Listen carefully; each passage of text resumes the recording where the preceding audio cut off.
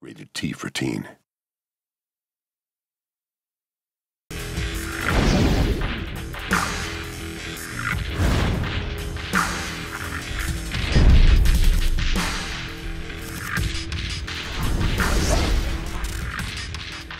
Blacklight, the world takes place in a fictional city called Balak.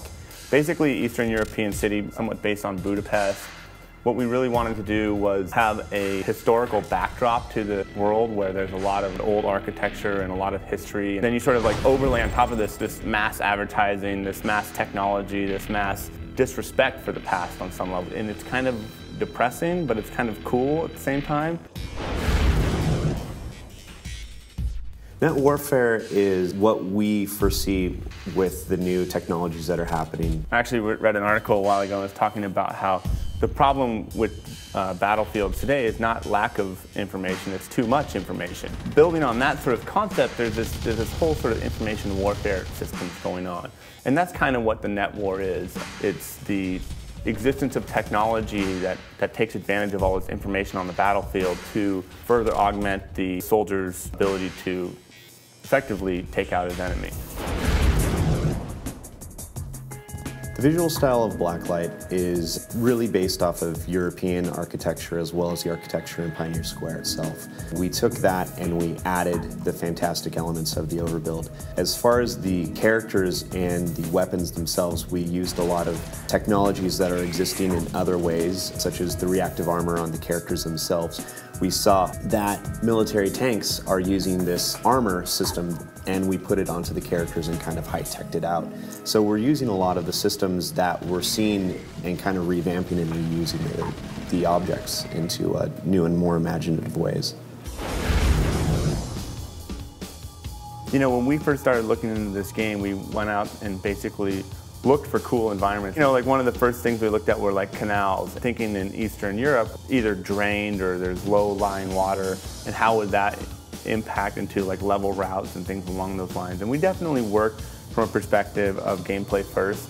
It's actually pretty impressive because I think our levels look so dang good. You know, we did build those up from a white box perspective where it wasn't like, okay, this is a cool environment, let's build this environment and then incorporate fun into it. It was like, let's take an environment that will work well for what we want to accomplish in terms of fun. And, you know, taking the canal example, you know, you can have bridges, you can have underpasses, you have all these different level routes, and then let's build on top of it and make it look awesome.